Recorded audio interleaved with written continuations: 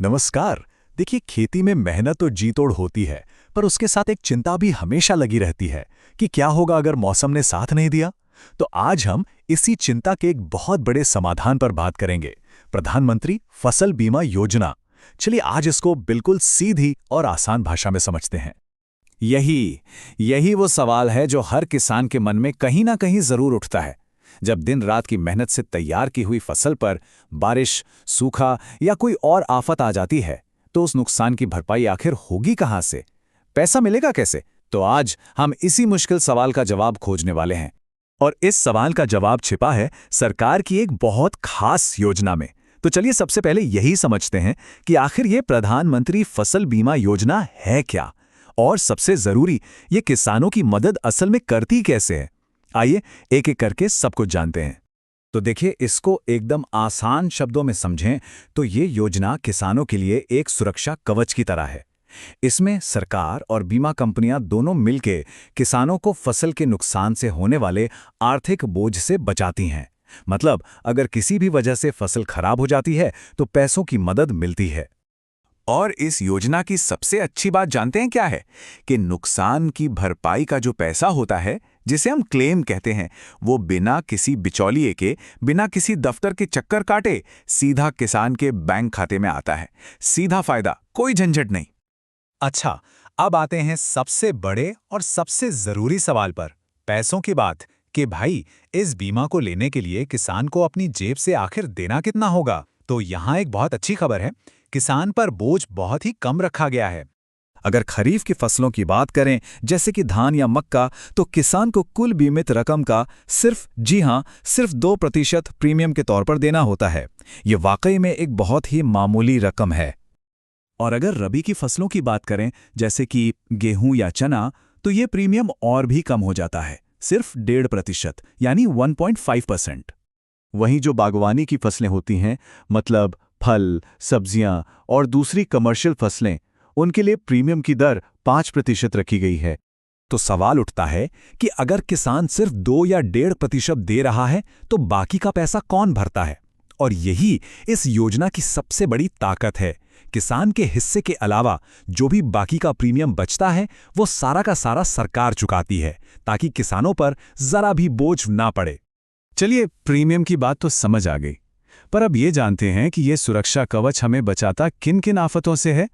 मतलब फसल का नुकसान होने पर कौन कौन सी वजह हैं जो इस बीमा में शामिल होती हैं?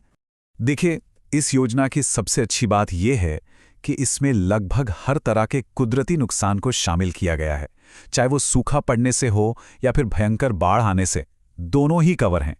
ओले गिरना, चक्रवात आ जाना या फिर फसल में कीड़े और बीमारी लग जाना, ये सब इसमें कवर होता है।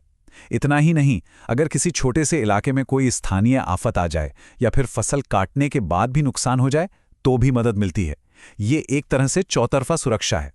तो ठीक है, अब अगर इस बढ़िया योजना का लाभ उठाना है, तो कौन कौन से कागजात अपने पास तैयार रखने चाहिए? आइए एक नज़र जरूरी दस्तावेजों की लिस्ट पर भी डाल देते हैं। आपको चाहिए होगा आपका आधार कार्ड, बैंक की पासबुक, जमीन के कागजात यानी जमाबंदी, और आपने कौन सी फसल बोई है उसका एक प्रमाण पत्र। और हां, एक चालू मोबाइल नंबर रखना बहुत जरूरी है, जिस पर ओटीपी और योजना से जुड़ी सारी जानकारी आ सके। ये सब अगर पहले से तैयार रखें तो आवेदन करना बहुत आसान हो जाता है। अब बात करते हैं सबसे अहम प्रक्रिया की। मान लीजिए भगवान ना करे, पर अगर दुर्भाग्य से फसल को नुकसान हो गया, तो फिर क्लेम का पैसा मिलेगा कैसे? उस समय क्या करना होगा? प्रक्रिया को बहुत सीधा रखा गया है। पहला कदम, जैसे ही नुकसान हो, आपको फौरन इसकी सूचना देनी होगी। दूसरा कदम, आपकी सूचना के बाद एक सर्वे टीम आपके खेत का मुआयना करने आएगी। तीसरा कदम, ये टीम नुकसान का सही अनुमान लगाएगी। और फिर क्लेम की जो भी रकम बनेगी, वो सीधे आपके बैंक खाते में जमा कर दी जाएगी। आपको इसकी जानकारी एसएमएस से भी मिल जाएगी। और अगर आपको इसके बारे में और गहराई से जानकारी चाहिए या कोई नियम देखना है, तो आप सरकार की आधिकारिक वेबसाइट pmfy.gov.in पर जाकर सब कुछ देख सकते हैं। अब कुछ बहुत जरूरी बातों पर ध्यान देते हैं। कुछ ऐसी आम गलतियां हैं जिनकी वजह से कई बार क्लेम खारिज भी हो सकता है। तो इन गलतियों से कैसे बचना है, ये समझना बहुत ही जरूरी है। कुछ बातों का खास ख्याल रखना है। पहली बात, रजिस्ट्रेशन के लिए आखिरी तारीख का इंतजार बिल्कुल ना करें। उससे पहले ही करवा लें। दूसरी बात, अपने बैंक खाते की जानकारी हमेशा सही और अपडेटेड रखें। तीसरी, आधार को बैंक खाते से लिंक करवाना अब बहुत ज़रूरी है।